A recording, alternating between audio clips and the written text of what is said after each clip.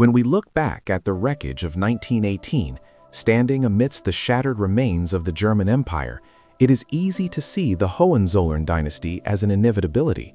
We see the spiked helmets, the industrial war machine, and the terrifying efficiency of the Prussian state, and we assume this family was born into power, destined by blood to rule the heart of Europe. You probably believe they were always kings, carved from the same marble as the Caesars. The data, however, suggests a radically different origin story. They were not born in palaces.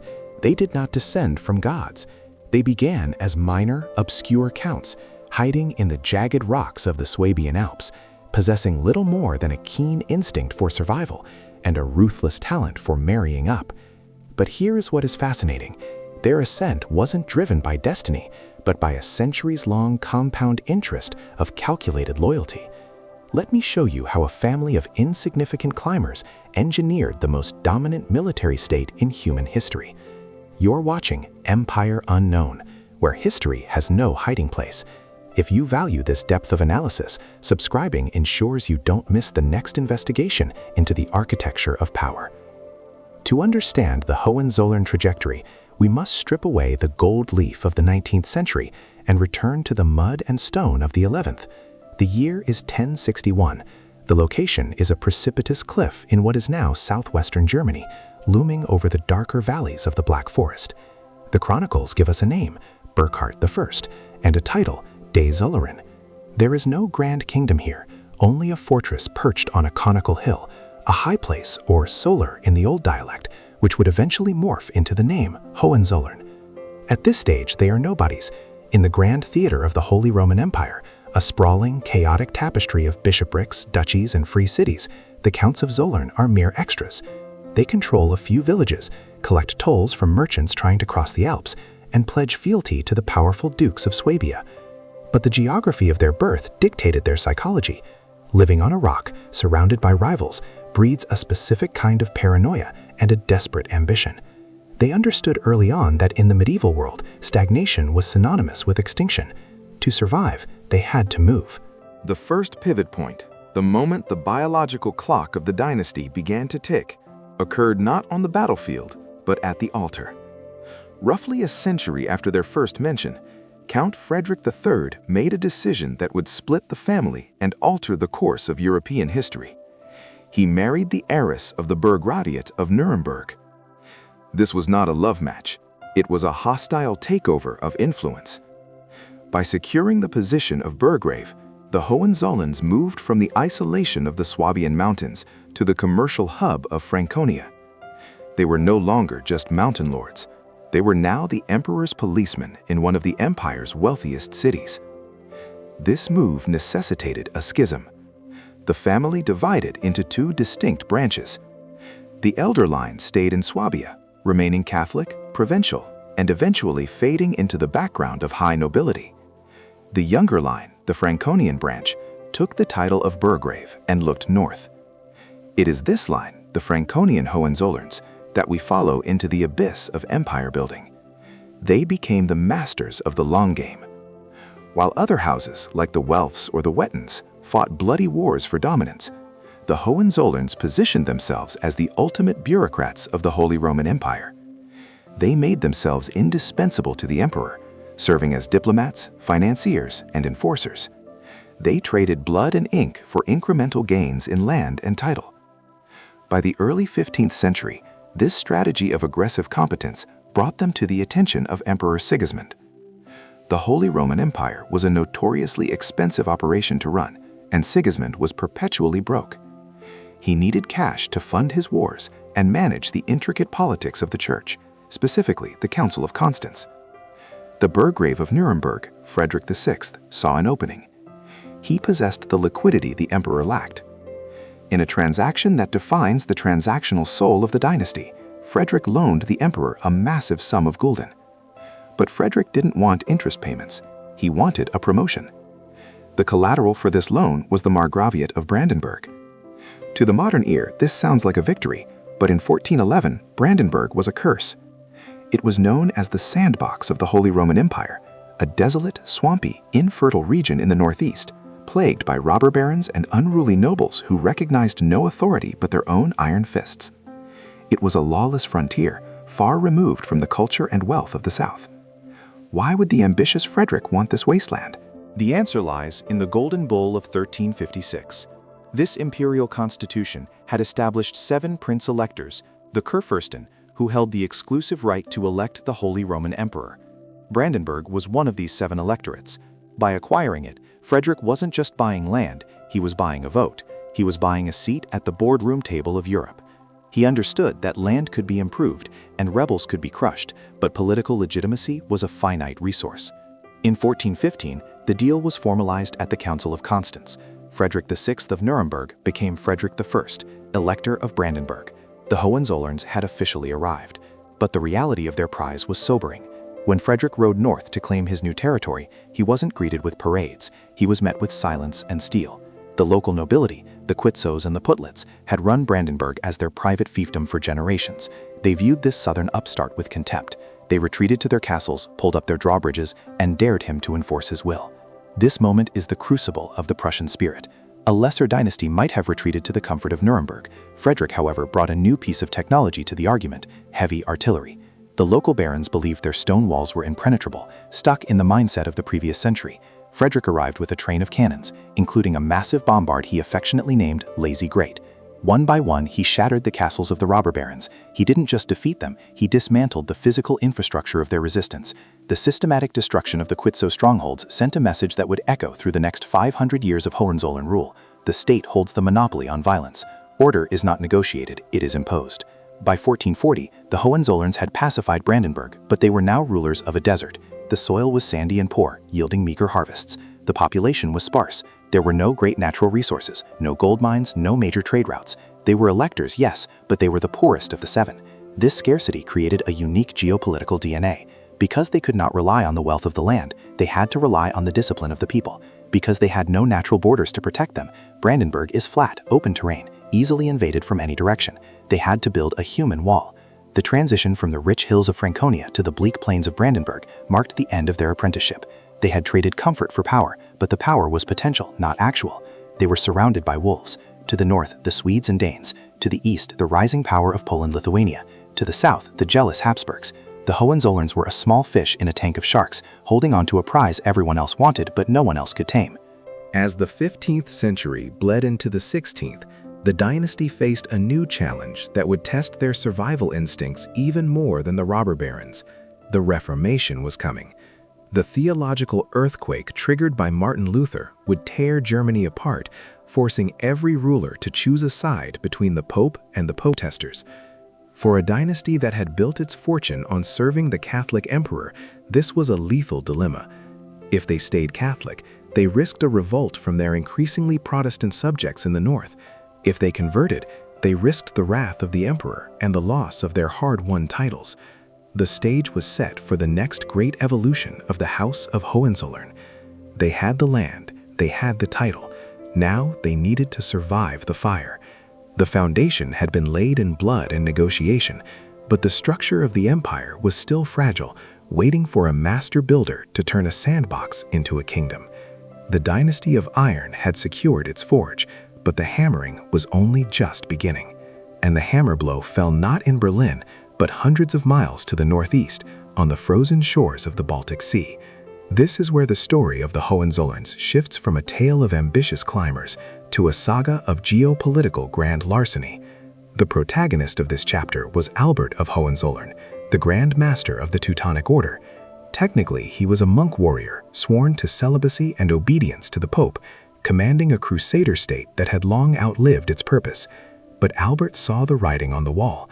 The Reformation offered him a way out of his vows and a way into absolute power. In 1525, he did the unthinkable. He didn't just convert to Lutheranism, he secularized the entire Teutonic state. In a single stroke, he stole a country from the Catholic Church and renamed it the Duchy of Prussia, declaring himself its hereditary duke. It was a masterstroke of treason and opportunism. Suddenly, the Hohenzollerns held 2 significant power bases, the electorate of Brandenburg in the center of Germany and the Duchy of Prussia in the east, outside the legal boundaries of the Holy Roman Empire. But there was a catch. These two territories were separated by hundreds of miles of hostile Polish land. They were an archipelago of power in a sea of enemies. For the next century, the dynasty played a dangerous waiting game, marrying cousins and signing secret treaties, desperate to legally merge these two domains. They were playing three-dimensional chess while the rest of Europe was playing checkers, and for a long time it seemed to be working. Back in Brandenburg, the electors walked a razor's edge. Elector Joachim II Hector famously navigated the religious schism with a level of duplicity that would become a family trademark. He publicly remained loyal to the Catholic emperor to preserve his political standing, while privately allowing Protestantism to flourish to appease his subjects. There are accounts of him taking communion in both the Catholic and Protestant styles, depending on who was in the room, a theological flexibility that prioritized survival above salvation. This pragmatism kept the peace for a time, but it left the state hollow. They had titles, they had claims, but they lacked the one thing that guaranteed sovereignty in the 17th century, a standing army. Then the calendar turned to 1618, a year etched in black in the German Psyche. Two monumental events collided. First, the Hohenzollerns finally achieved their dynastic dream. The Prussian branch of the family died out, and the Elector of Brandenburg inherited the Duchy of Prussia. The lethal geography was now a reality. The state was a disconnected mess stretching from the Rhine to the Russian border, with no natural defenses and no way to protect itself. Second, and far more catastrophically, the defenestration of Prague triggered the 30 Years' War. If the previous centuries were the dynasty's childhood, the 30 Years' War was its torture. It is difficult to overstate the apocalypse that descended upon Brandenburg. The elector at the time, George William, was a man utterly unsuited for the moment. He was indecisive, weak, and terrified, a ruler who believed that if he just stayed neutral, the storm would pass. He was wrong. In the 17th century, neutrality without weapons was not a policy, it was a suicide note. Brandenburg became the marching ground for every army in Europe. The Swedes came from the north, the imperialists from the south, acting not as soldiers but as locusts. Because George William had no army to deter them, he could not stop them from quartering in his cities, eating his peasants' grain, and burning what they couldn't carry. The sandbox of the Holy Roman Empire became a graveyard. The descriptions from this era are harrowing. Chronicles speak of wolves roaming the empty streets of villages where every single inhabitant had either fled or been put to the sword. They speak of a famine so profound that the taboo of cannibalism was broken in the dark corners of the Mark. Berlin itself was reduced to a shadow, its population cut in half. The Hohenzollern court fled to the relative safety of Prussia, leaving their heartland to burn. It was a humiliation that seared itself into the genetic memory of the dynasty. They learned, amidst the ashes of their cities, that international law and imperial titles meant absolutely nothing if you could not enforce them with lead and steel. The devastation was total. By the time the war ended in 1648, some regions of Brandenburg had lost 60% of their population. The economy was non-existent. The fields had returned to forest. The dynasty had survived, but they ruled over a cemetery. If you find value in uncovering these pivotal moments where history turns on the edge of a knife, supporting this channel helps us continue digging into the archives to bring these eras to life. Out of this smoking ruin emerged the figure who would change everything. In 1640, amidst the dying embers of the war, George William died, leaving the throne to his 20-year-old son, Frederick William.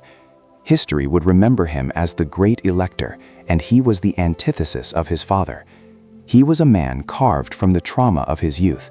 He had spent his formative years in the Netherlands, the most modern and wealthy state in Europe, learning the art of statecraft and the science of war. When he returned to the ruin of Brandenburg, he did not see a tragedy, he saw a blank slate. Frederick William looked at his scattered territories, Cleves in the west, Brandenburg in the center, Prussia in the east, and realized that his state was a geopolitical absurdity. It had no natural borders, no mountain ranges to hide behind, no rivers to block an invasion. Defensibility was zero. The only wall he could build would have to be made of men. He concluded that the catastrophe of the 30 Years' War had happened because the Hohenzollerns were weak. They had relied on the goodwill of neighbors and the protection of the emperor, and both had failed them. He formulated a new social contract, one that would define the German character for the next 3 centuries. He would offer his subjects protection and order, but the price would be absolute obedience and heavy taxation to fund a permanent military. This was a radical concept. Armies in this era were usually mercenary forces raised for a specific campaign and then disbanded. Frederick William wanted a standing army, a professional force that existed in peace as well as war, loyal only to him. To achieve this, he had to break the power of the estates, the local nobility and city councils that controlled the purse strings. In a series of ruthless political maneuvers, he stripped the cities of their ancient rights. He told the nobility, the Junkers, that they could keep their serfs and their exemption from taxes, but in exchange, they had to surrender all political power to the state and serve as officers in his army. It was a devil's bargain. The Junkers became the officer class, the iron backbone of the Prussian military, while the peasantry and the cities paid the bill. But it worked. Slowly, methodically, the Great Elector built a force of highly disciplined troops. He didn't just build an army, he built a state organized around the needs of an army. He created a centralized bureaucracy to collect taxes with ruthless efficiency, bypassing the local corruptions that plagued other realms. He welcomed refugees, Huguenots from France, Jews from Austria. Anyone with skill and capital was invited to settle in Brandenburg, provided they contributed to the state's power. He turned the desolate sandbox into a machine. By the 1670s, the neighbors who had once trampled Brandenburg began to look at the Hohenzollern lands with a new emotion, concern. The sandbox was growing teeth. In 1675, at the Battle of Fehrbellin, the Great Elector's new army faced off against the Swedes, the terrifying military superpower of the north. The Swedes were considered invincible, the Prussians were considered upstarts. But on that marshy battlefield, utilizing speed, discipline, and tactical aggression, Frederick William crushed the Swedish force. The shockwave went through every court in Europe. The Hohenzollerns were no longer just clever diplomats or lucky heirs, they were now a military power. The Great Elector had proven his thesis: sovereignty is not given, it is manufactured. He had taken a fragmented, ruined inheritance and forged it into a unitary state through sheer force of will. He had laid the foundation, but he was still technically a vassal. He was an elector, a duke, but not a king. The title of king was reserved for the ancient monarchies, and the Holy Roman Emperor would never allow a rival king inside Germany. But the Hohenzollerns were done asking for permission. The Great Elector passed the torch to his son, Frederick III, a man who lacked his father's martial grit, but possessed a vanity so consuming it would accidentally complete the dynasty's rise. The iron had been forged, now it demanded a crown. The transition from a mesmerizing survival story to a quest for ultimate status was about to begin, and it would require one final massive bribe to the only man in Europe who could grant it. Europe was holding its breath. The year was 1700, and the fragile balance of power that held the continent together was disintegrating. The King of Spain was dying without an heir, and the great powers of the West were circling the carcass, preparing for a conflict that would engulf the globe. In Vienna, the Holy Roman Emperor, Leopold I, found himself in a desperate position. He saw the storm clouds of the War of Spanish Succession gathering on the horizon, and he knew his armies were insufficient. He needed men, he needed loyalty, and most of all, he needed the 8,000 battle-hardened troops that Brandenburg could provide. Frederick III saw the emperor's desperation and recognized the singular opportunity of his lifetime. He presented his invoice to Vienna, and the price was not gold or territory. It was a word: king. For centuries, the Germanic lands had been a rigid hierarchy where only the emperor held supreme authority. To grant a royal title to a vassal was to invite rebellion. But Leopold had no choice. He agreed to the bribe, but with a semantic twist designed to salvage his own dignity. Frederick would not be crowned King of Prussia, which would imply total sovereignty over the territory, nor would he be King of Brandenburg, which remained subject to the empire. He would be King in Prussia. It was a legal fiction, a diplomatic fig leaf meant to keep the Hohenzollern ambition contained. But for Frederick, the preposition didn't matter. The crown did. On January 18, 1701, inside the castle church of Königsberg, strategically located just outside the legal borders of the Holy Roman Empire, Frederick orchestrated a ceremony of deliberate grandeur. He wore a scarlet coat encrusted with diamonds and a cloak of ermine so heavy it required train-bearers. In a moment that foreshadowed the defiant nature of the state he was founding, he did not wait for a bishop to place the crown upon his head. He picked it up from the altar and crowned himself, then crowned his wife. It was a statement of absolute authority. This power came from God and his own hand, not from the Pope, and certainly not from Vienna. The electorate of Brandenburg was gone. The kingdom of Prussia was born. For the next 12 years, the new King Frederick I dedicated himself to making the world believe in this new reality. He understood that in the 18th century, power was partially theater. If Prussia looked like a backwater, it would be treated like one. So he burned through his father's carefully hoarded treasury to build a court that could rival Versailles. He transformed Berlin from a garrison town into a cultural capital, founding the Academy of Arts and the Academy of Sciences. He imported architects, sculptors, and philosophers, turning the sandy marshes of the Spree into a center of Baroque splendor. Critics at the time called it vanity, and his treasurer called it ruin, but historians now recognize it as a necessary investment in soft power. He was buying legitimacy. He was forcing the ancient dynasties of Europe to look at the Hohenzollerns and see equals. However, the cost was staggering. By the time Frederick I died in 1713, the state was bankrupt, the army was neglected, and the court was bloated with sycophants and layers of expensive etiquette. If you find value in this analysis of how empires are often built on debt and perception before they are built on steel, consider subscribing to Empire Unknown. It helps us continue digging through these archives to bring you the unvarnished history of power. The death of the first king marked the end of the party. The man who inherited the throne, Frederick William I, was not just different from his father, he was a violent, visceral reaction against him. History remembers him as the Soldier King, but that title feels too romantic for the man who now stormed into the palace.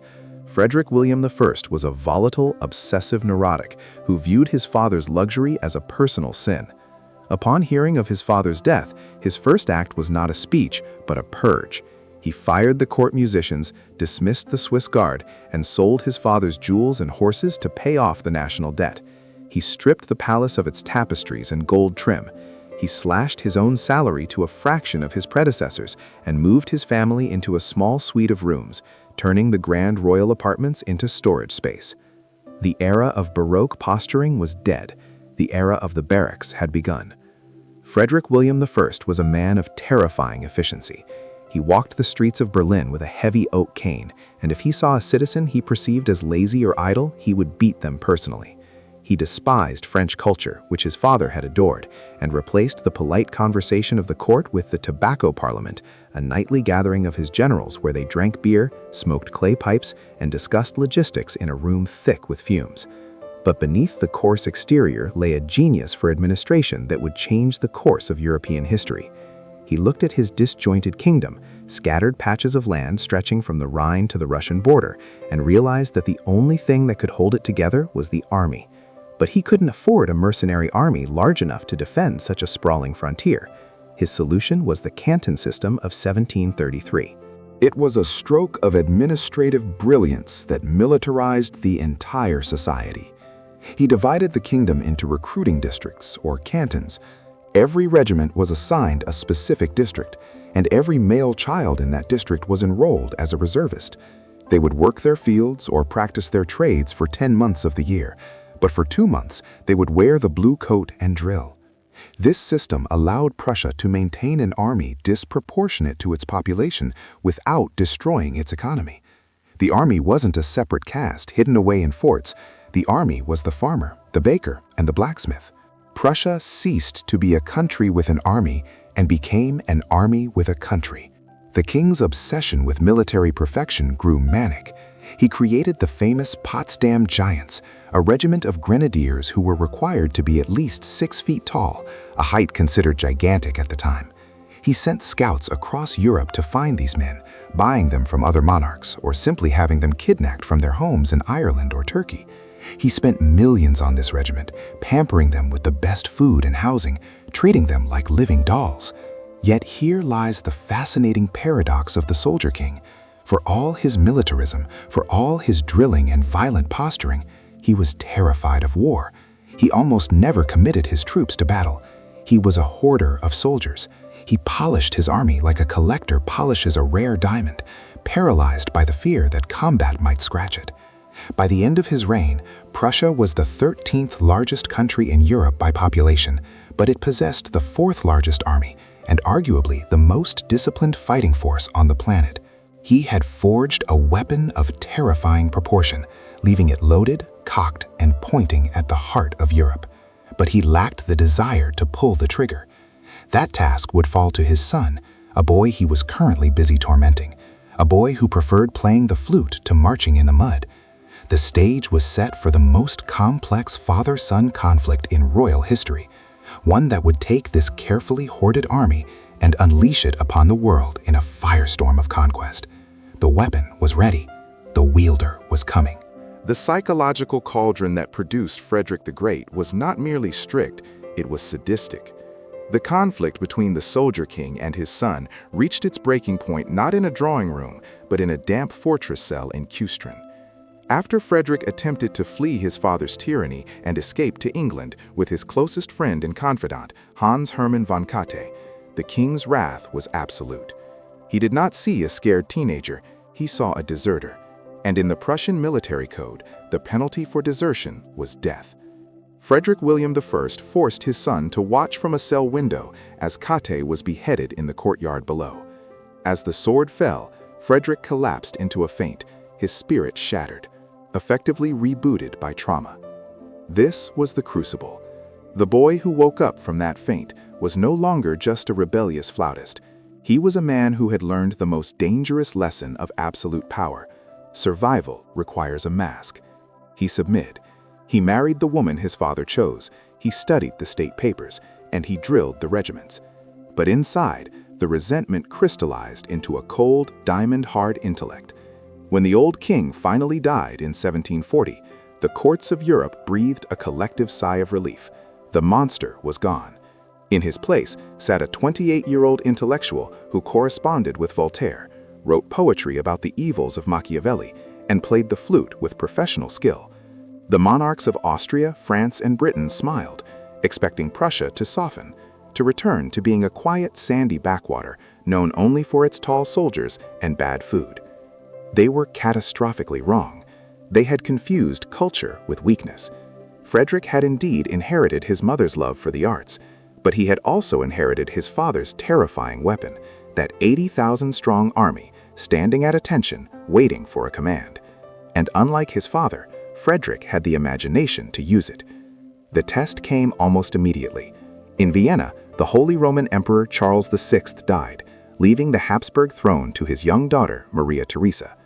By all ancient laws and treaties, specifically the Pragmatic Sanction, her inheritance was guaranteed. But Frederick looked at the map, then at his army, and then at the rich industrial province of Silesia, which lay just across the border, fat with resources and poorly defended. He didn't send an ultimatum.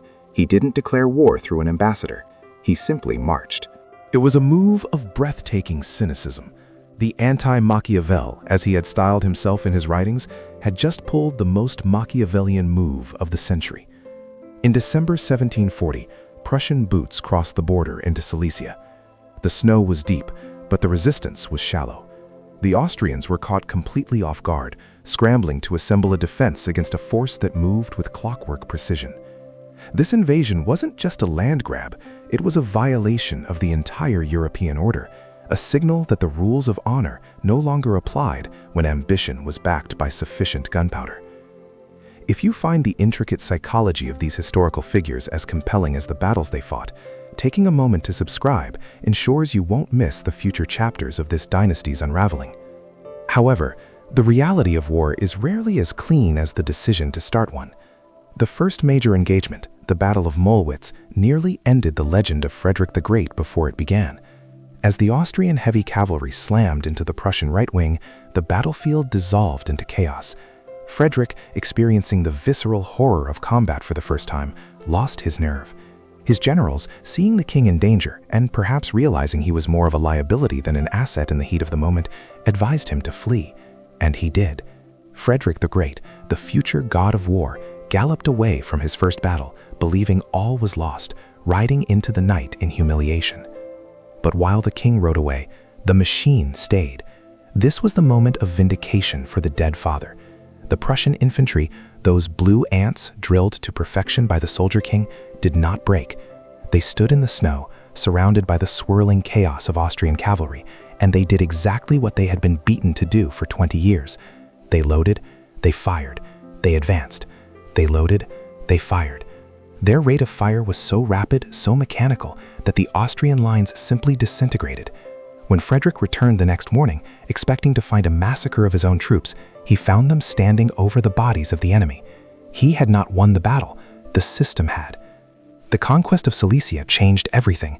In one stroke, Prussia increased its population by 50% and its economy by even more. It was no longer a sandbox kingdom, it was a great power. But the victory at Mollwitz left a deep scar on Frederick's psyche. He knew he had fled. He knew his army had won in spite of him. Driven by a toxic mix of shame and arrogance, he vowed never to leave the field again. He threw himself into the study of war with the same obsessive intensity he had once applied to music. He realized that his father's army was a blunt instrument, a sledgehammer. He would refine it into a scalpel. He introduced new tactics, emphasizing speed and oblique maneuvers, training his cavalry to charge knee to knee with swords drawn, banning the practice of firing pistols from horseback. He wanted shock. He wanted aggression. He was crafting a military doctrine that relied on the intellect of the commander to leverage the discipline of the soldier. Europe, however, was not going to let the theft of Silesia stand. Maria Theresa was not the weak girl Frederick had underestimated. She was a formidable matriarch who rallied her empire with a vengeance. She forged alliances, bringing the might of Austria and eventually other powers to bear against this upstart in Berlin. Frederick had kicked the hornet's nest, and for the next 20 years, Prussia would exist in a state of near constant peril. The Silesian Wars were merely the opening acts. Frederick secured his prize, but in doing so, he made himself the villain of Europe. He was isolated, surrounded by empires that viewed him as a robber king. Yet, in Berlin, the atmosphere was electric.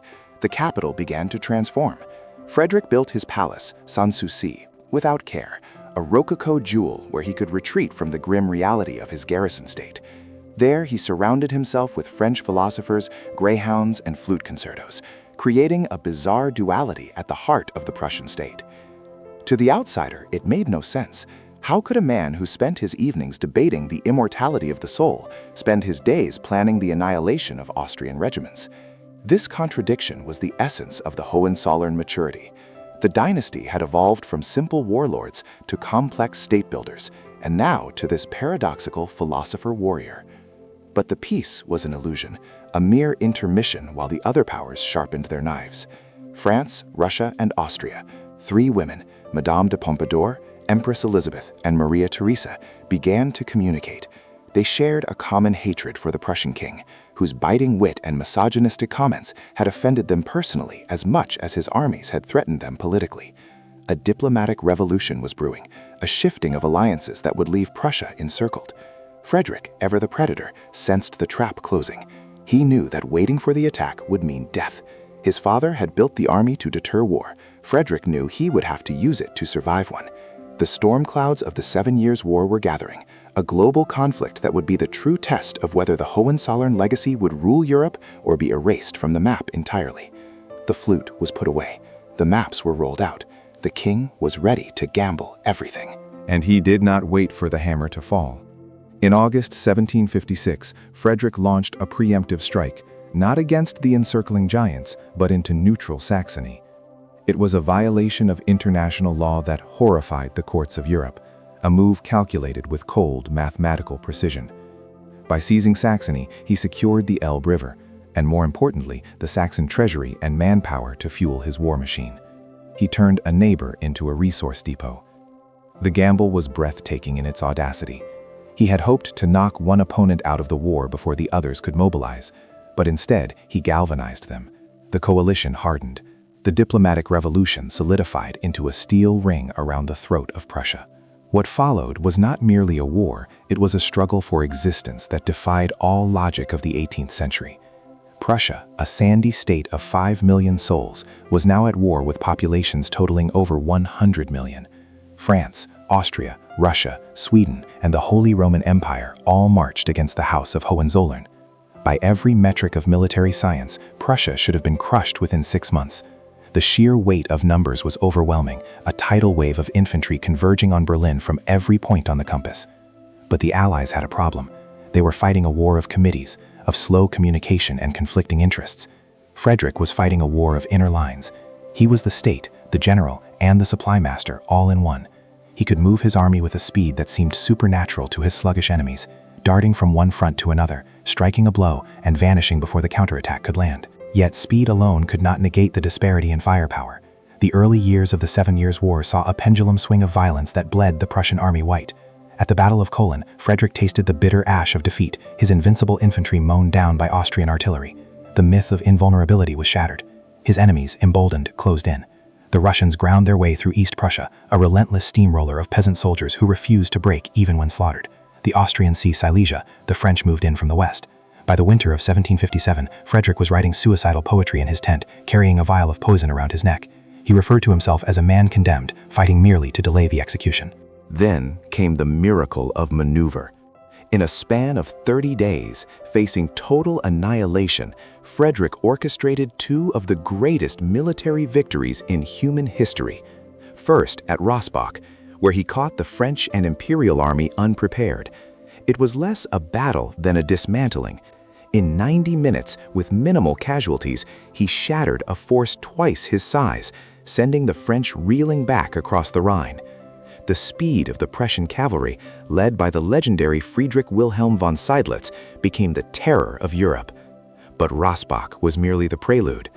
He immediately turned his exhausted army east, marching through the freezing mud of December to face the Austrians in Silesia at Leuthen. The odds were even worse here. The Austrians held the high ground with nearly 70,000 men. Frederick had barely 30,000. But he possessed a weapon his enemies could not comprehend: the oblique order. Instead of attacking head-on, he feinted a frontal assault, while secretly marching the bulk of his army around the Austrian flank, hidden behind rolling hills.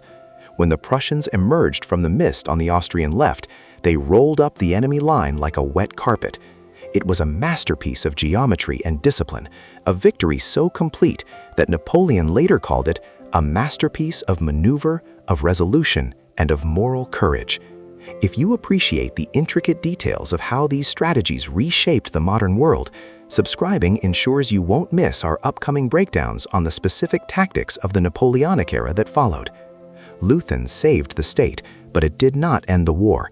The conflict dragged on, transforming from a contest of strategy into a gruesome war of attrition. The brilliance of 1757 gave way to the horror of 1759. At the Battle of Kunersdorf, the Prussian army was not just defeated, it was obliterated by a combined Russian and Austrian force. Frederick had 18,000 men left out of 50,000. He sat in a daze on a small hill, watching the ruin of his life's work, his uniform perforated by musket balls. 2 horses shot out from under him. He wrote to his ministers in Berlin, "I believe all is lost. I will not survive the ruin of my fatherland. Adieu." Berlin lay open. The end of the Hohenzollern dynasty was hours away, but the blow never came. The Russians and Austrians, exhausted by their own losses and paralyzed by mutual suspicion, failed to march on the capital. They hesitated, they argued, and in that hesitation, Frederick found a sliver of oxygen. He scraped together new recruits, boys, old men, prisoners of war forced into Prussian blue. The quality of the army plummeted, but the entity remained. He called it the miracle of the House of Brandenburg, but it was really a failure of the coalition. For 3 more years, the war ground on. Prussia was a hollow shell. The countryside was ravaged, the treasury empty, the currency debased. Frederick melted down the palace silver to pay the troops. He was no longer the dashing philosopher king. He was a gaunt, toothless, stooped figure, his face darkened by campfire smoke and lined with perpetual anxiety. He had aged 20 years in 5. The Europe that emerged from this carnage was changing. The old rules of chivalry had died in the mud of Silesia. This was total war, involving the targeting of economies and the exhaustion of populations. Salvation finally arrived, not from the battlefield, but from the crypt. In 1762, the implacable enemy of Prussia, Empress Elizabeth of Russia, died. Her successor, Peter III, was a man of strange obsessions, chief among them a fanatical worship of Frederick the Great. In a twist of fate that stunned the courts of Paris and Vienna, Peter immediately withdrew Russia from the war and offered troops to help his idol. It was the second miracle, and this one held. The coalition collapsed. Austria, bankrupt and isolated, could no longer fight alone. The Peace of Hubertusburg in 1763 confirmed the impossible. Prussia retained Silesia. The map remained unchanged, but the balance of power had shifted tectonically. A new great power had officially arrived, forged in fire, proving it could stand against the combined might of the continent and survive. But the victory came at a terrible price. The kingdom Frederick returned to was a graveyard. 10% of the population was dead. Fields lay fallow. Villages were ash. The king who rode back into Berlin was not greeted with the jubilation of a conqueror, but with the silent, weary respect of a people who had endured hell alongside him. Frederick locked himself away. The flute was rarely played now. The optimism of his youth, the belief in enlightened benevolence, had been cauterized by the betrayal of alliances and the slaughter of his friends. He became Old Fritz, a cynical, misanthropic administrator who viewed humanity as a damned race that required an iron hand. He had saved the state, but he had sacrificed his soul to do it. His focus shifted inward. If Prussia was to survive the next storm, it needed more than an army, it needed a spine of steel. He began the Restablissement, the reconstruction of the country. He drained swamps to create farmland, ordered the planting of potatoes to prevent famine, and built schools to churn out obedient, literate citizens. He scrutinized every thaler spent, counting the coffee beans in the royal kitchen, creating a bureaucracy of terrifying efficiency. The state became a machine, and he was its first servant, working from 4 in the morning until the candles burned low. But the predator in him was not dead. It was merely hibernating, waiting for a weakness in the geopolitical structure. That weakness appeared in the crumbling Polish-Lithuanian Commonwealth. Poland was a chaotic, elective monarchy, paralyzed by internal dissent and surrounded by hungry neighbors. Frederick looked at the map and saw a solution to a geographical problem that had plagued the Hohenzollerns for centuries: the separation of Brandenburg from East Prussia. Between his central territories and the ducal lands in the east lay a corridor of Polish territory, severing his kingdom in two. To unify his realm, he would need to carve a path through the living body of another nation. He did not use war this time. He used a weapon far more insidious: diplomacy backed by the threat of force. He whispered in the ears of Catherine the Great of Russia and Maria Theresa of Austria. He proposed a deal that would satisfy everyone's greed and prevent another European war. They would simply slice off pieces of Poland for themselves. It was a cold-blooded partition, a transaction of land and souls executed with pen and ink. In 1772, the first partition of Poland was ratified. Without firing a shot, Frederick acquired West Prussia. The gap was closed. For the first time, the Kingdom of Prussia was a contiguous block of territory stretching from the Elbe to the Niemen. He crowned himself not King in Prussia, as his grandfather had been, but King of Prussia. The distinction was subtle, but the meaning was clear. He owned it all. The Hohenzollern lands were now united, but the nature of the dynasty had fundamentally changed. It was no longer just a German electorate with pretensions of grandeur. It was a predator state, one that had feasted on its neighbors to grow. The legacy of the great elector, the marriage of military strength and state bureaucracy, had been taken to its absolute extreme by Frederick. But as the old king's health began to fail, a new question arose. He had built a machine that required a genius to operate. What would happen when the genius died? The dynasty had survived the fire, but it was now entering a twilight of stagnation, where the laurels of the past would blind them to the dangers of the future. The iron discipline remained, but the world was moving towards an age of revolution, and in France a different kind of storm was gathering, one that would eventually bring a Corsican artillery officer to the gates of Berlin. That storm broke not with a sudden clap of thunder, but with a slow, suffocating pressure that the Prussian court was too arrogant to recognize. When Frederick the Great died in 1786, the soul of the machine vanished, leaving behind only the gears. His successor, Frederick William II, was a man of soft edges in a hard world, a mystic, a polygamist, and a spendthrift who preferred the company of Rosicrucian spirits to the dust of the drill square. Under his watch, and that of his son, Frederick William III, the Prussian army became a museum piece. They still wore the uniforms of Rossbach and Lufen, and they still drilled with the mechanical precision of the past, but the officers were geriatrics, and the tactics were obsolete. They were, as one observer noted, marching mannequins, parading on the reputation of a dead king, while a new form of warfare was being forged in the fires of the French Revolution. In Paris, the guillotine had severed the divine right of kings, and from the chaos emerged a meritocracy of violence led by Napoleon Bonaparte. While Prussia slept, clinging to a policy of neutrality that looked increasingly like cowardice, Napoleon redrew the map of Europe. He dismantled the Holy Roman Empire, the ancient shell that the Hohenzollerns had nominally served for centuries, and replaced it with the Confederation of the Rhine, a French protectorate that brought the Grande Armée to Prussia's doorstep. By 1806, the hesitation in Berlin had become suicidal. Caught between the rising French tide and the pressure of their own patriotic war party, the Hohenzollerns finally and disastrously decided to fight. They issued an ultimatum to Napoleon, a gesture so detached from reality that the emperor reportedly laughed when he read it. He did not send diplomats, he sent corps. The collision came on October 14, 1806. It was a double catastrophe that shattered the Hohenzollern myth in a single afternoon. At Jena and Auerstedt, the Prussian army was not just defeated, it was evaporated. At Auerstedt, the main Prussian force was routed by a French corps half its size, exposing the rot at the heart of the command structure. The breakdown was total. Fortress commanders surrendered without firing a shot. The king fled to the furthest reaches of East Prussia, hiding in the damp fogs of the Baltic coast. But the ultimate humiliation came on October 27th, when Napoleon rode under the Brandenburg Gate in Berlin. He marched his marshals to the garrison church in Potsdam, descending into the crypt to stand before the plain metal coffin of Frederick the Great. The Corsican stared at the tomb of the man he considered the only true master of modern war and told his officers, "Hats off, gentlemen. If he were alive, I would not be here." It was a eulogy for the old Prussia.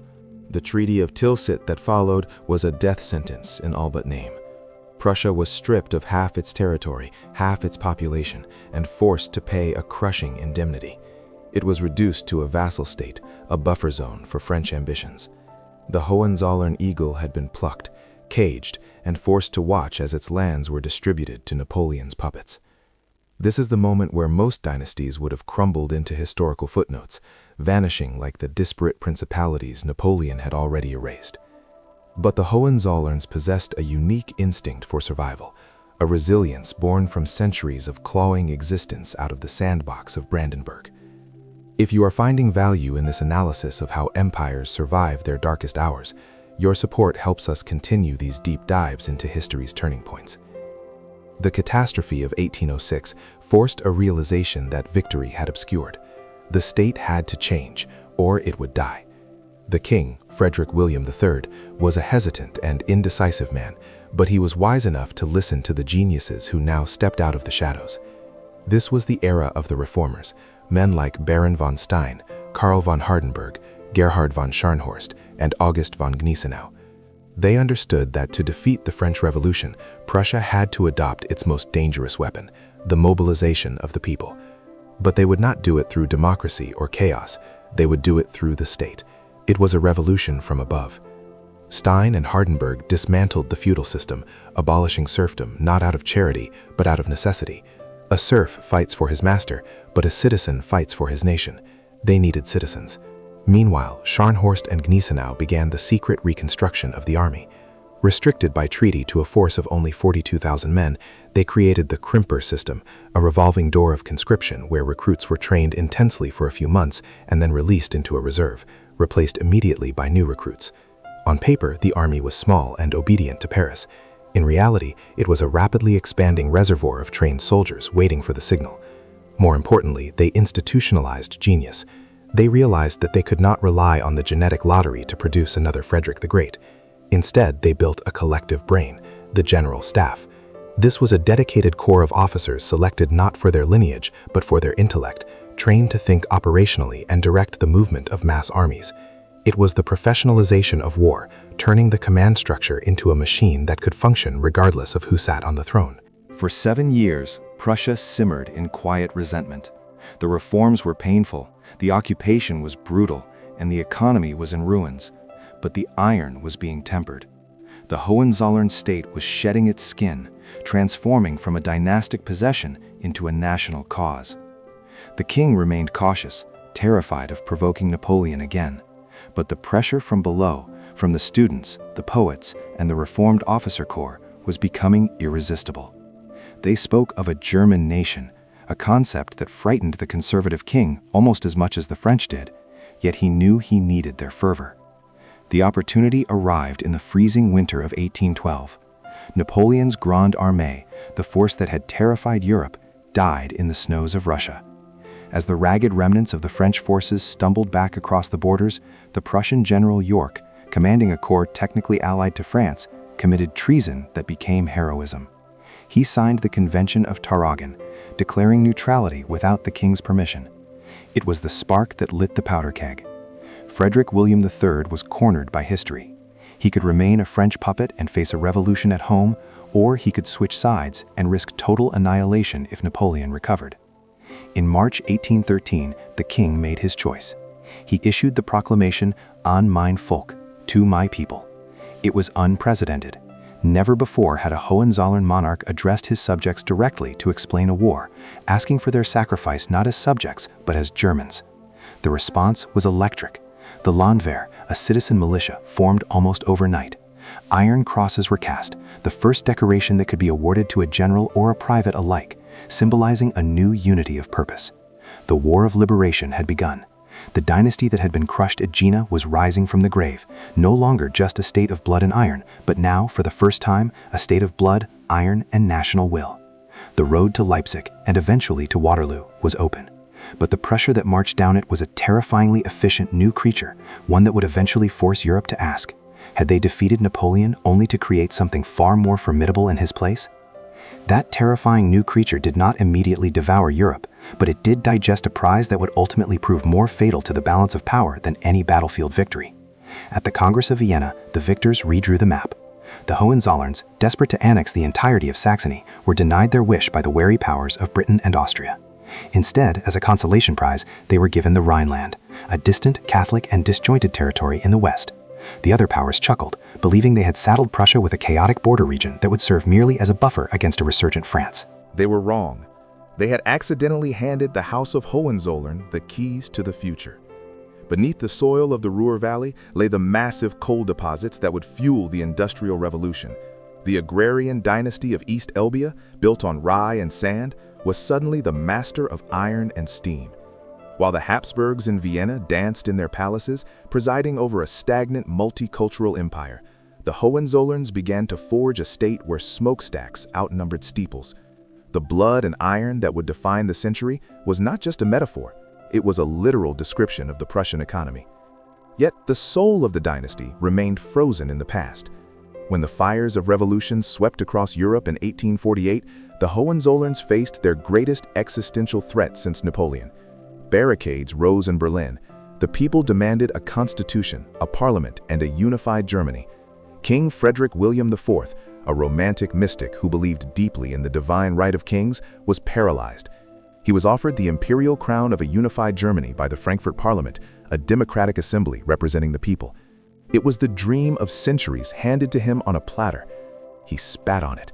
He famously declared he would not accept a crown from the gutter, disgraced by the stink of revolution.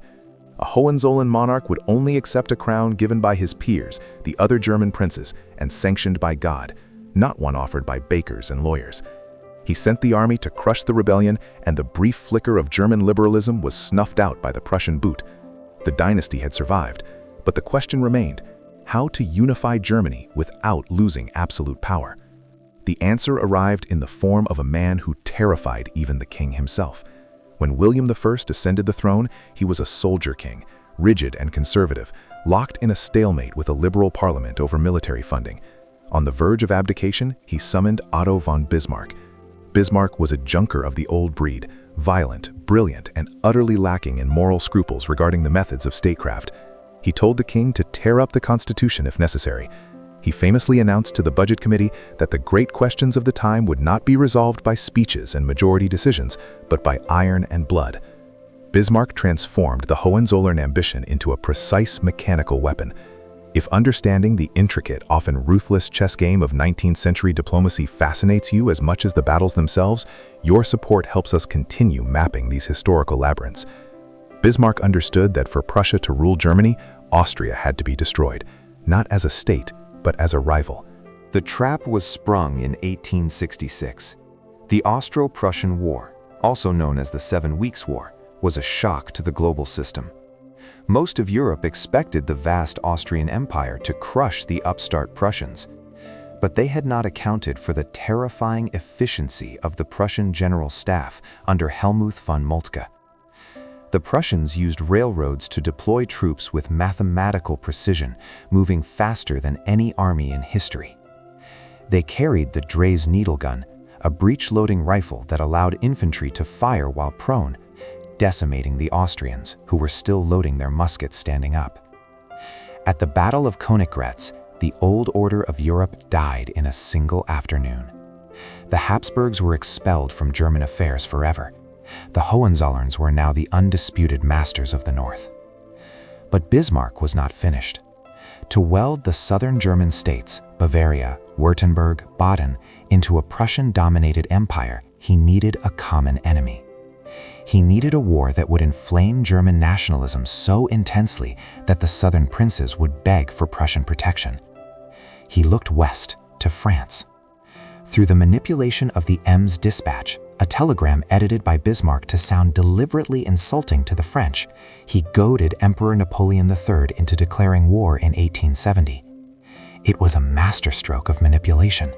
France appeared the aggressor, Prussia the defender of the German fatherland.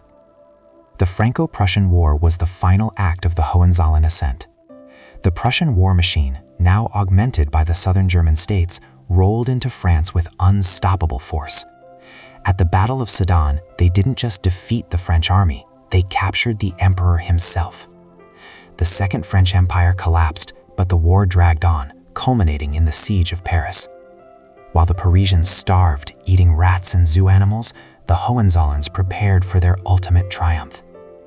On January 18, 1871, the 170th anniversary of the day Frederick I had crowned himself king in Prussia, the dynasty enacted a scene of supreme theatrical vengeance. They did not proclaim the German Empire in Berlin. They did not do it in Frankfurt. They did it in the Hall of Mirrors at the Palace of Versailles, the very heart of French royal power. Under the painted ceilings celebrating the victories of Louis XIV, surrounded by the officers of the Prussian army in their field gray and spiked helmets, William I was proclaimed German Kaiser. It was a calculated humiliation of France that would fester for generations, but in that moment it was the apotheosis of the Hohenzollern line. The Margraves of Brandenburg, the electors of the sandbox, were now the emperors of the most powerful military and industrial state on the continent. Europe looked on in horror and awe.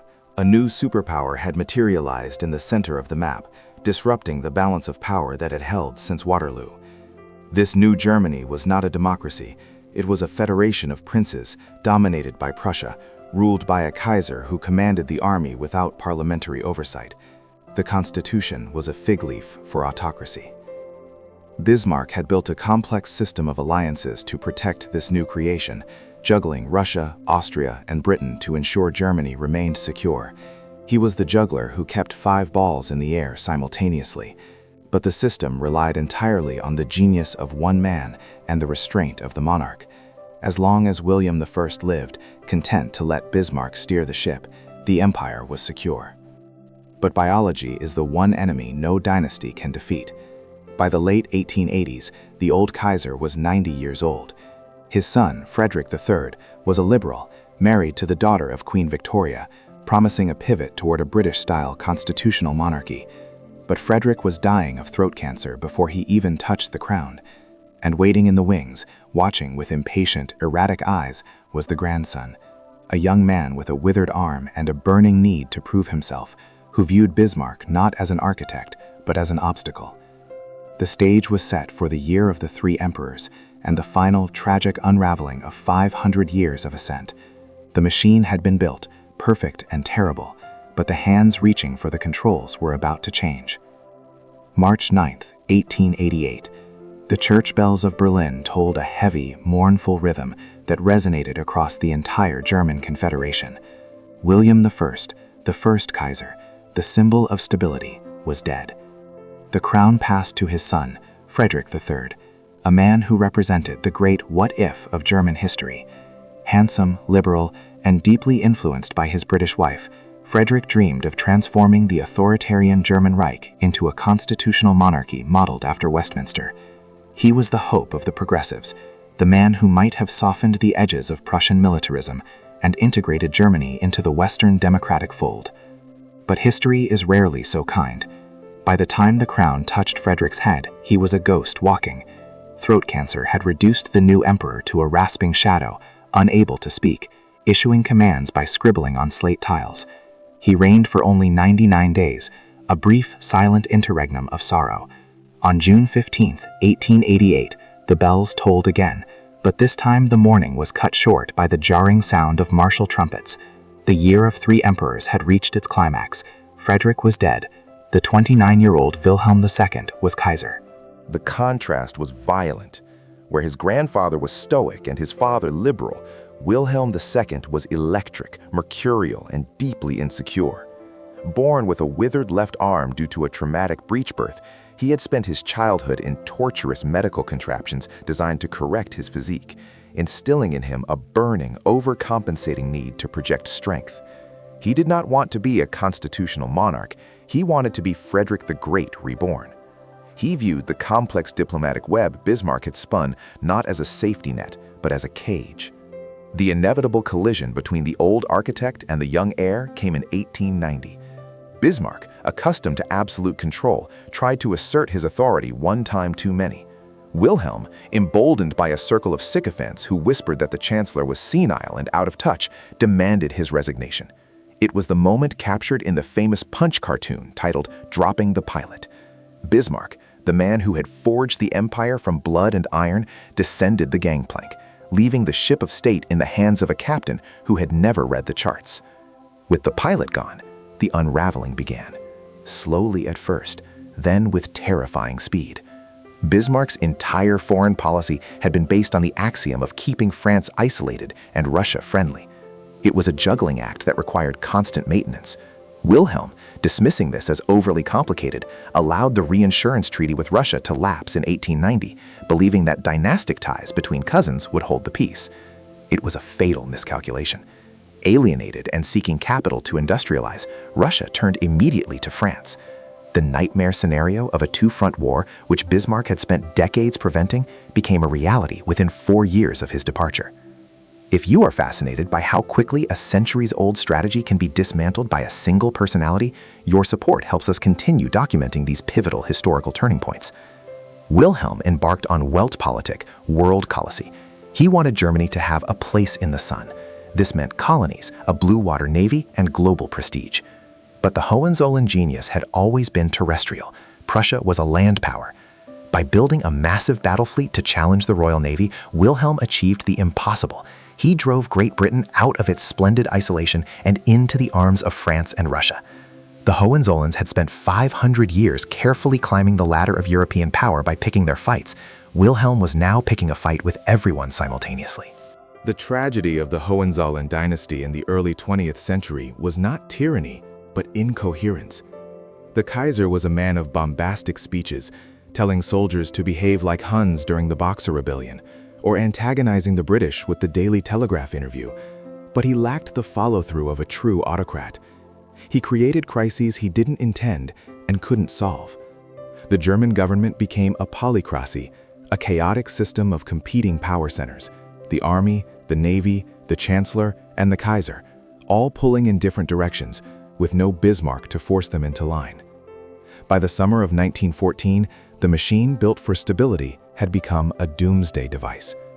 When the Archduke Franz Ferdinand was assassinated in Sarajevo, the Hohenzollern instinct for Nibelungen Treue, unconditional loyalty, led Wilhelm to issue the infamous blank check to Austria-Hungary. He believed it would be a localized war, a quick diplomatic victory to shore up a faltering ally. He was wrong. The mobilization timetables, the rigid alliances, and the industrial capacity for slaughter, all the things the Hohenzollerns had perfected, locked into gear. The Great War was the graveyard of dynasties, but for the Hohenzollerns, it was also a slow erasure. As the conflict ground into the stalemate of the trenches, the Kaiser's relevance evaporated. He became a shadow emperor, shuffled between headquarters, awarding medals and reviewing maps, while the real power shifted to the Third Supreme Command under Generals Hindenburg and Ludendorff. The dynasty that had defined itself by military competence was now a mere figurehead for a military dictatorship. The supreme warlord had no war to lead. By November 1918, the end did not come with a glorious last stand in the ruins of Berlin. It came with a whimper. The German high seas fleet mutinied. The home front collapsed under the weight of the British blockade. Revolution spread through the cities. The generals, the very caste the Hohenzollerns had elevated above all others, gently but firmly told the Kaiser the truth. The army no longer stood behind him. On November 10, 1918, Wilhelm II boarded a train at the Spa headquarters in Belgium. He did not return to Berlin to face his people or die on the steps of the palace. He traveled north, crossing the border into the neutral Netherlands. The dynasty that had begun with the burggraves of Nuremberg, that had survived the 30 Years' War, that had risen from the ashes of Napoleon to crown themselves in Versailles, dissolved in the gray mist of a Dutch morning. Wilhelm lived out his remaining decades in exile at Hohenzollern, growing a beard and chopping wood, watching from a distance as Germany descended into chaos, the Weimar Republic, and the rise of a new, darker authoritarianism that would consume the world again. He died in 1941, a relic of a bygone age, while German troops once again occupied Europe, this time under a flag that held no black and white crest of the eagle. The story of the Hohenzollerns is the story of the state itself. They were the family that treated a country like a private estate, improving it, expanding it, and militarizing it until the mechanism became too powerful for its creators. They proved that a dynasty can build a superpower through discipline, bureaucracy, and blood. But they also proved that without wisdom, that same power becomes suicidal. From the sandy marches of Brandenburg to the Hall of Mirrors, they forged a nation that changed human history. They taught the world the efficiency of the state, the power of a general staff, and the danger of unchecked ambition. The eagle has long since flown, and the palaces are now museums, but the imprint of the Hohenzollerns remains etched into the map of Europe, a testament to 5 centuries of iron discipline and the fragile human flaw of the men who wielded it. If this deep dive into the House of Hohenzollern has reshaped your understanding of European empires, subscribing ensures you won't miss our next investigation into the dynasties that built the modern world. The history is vast, and we are just getting started.